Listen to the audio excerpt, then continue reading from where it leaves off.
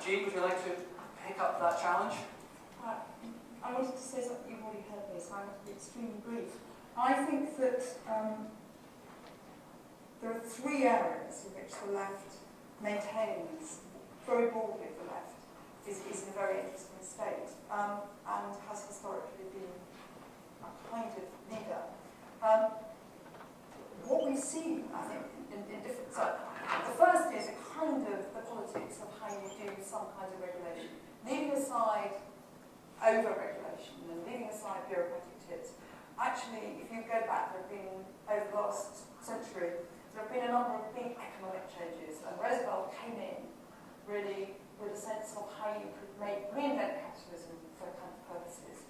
And we are obviously, I think, actually in a very interesting state where the regulation of excess is back on the agenda. And I think that in some ways the left has a long historic capacity to understand regulating for justice.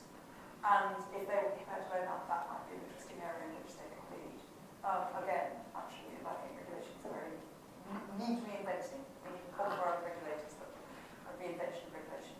Secondly, it seems to me some of the most profound political problems we face are to do with the intersection of science and bodies. The science and life, really.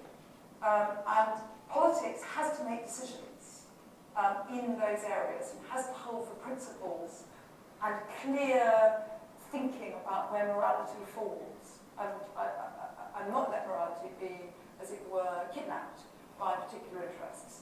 And I think that is a tremendously important area where the left could do some more constructive thinking based on principles, and some of its antecedents come from there.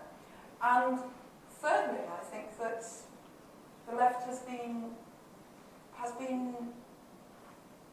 very quiet, has been incapable of talking about some of the reforms it's been prepared to do, at least in Britain.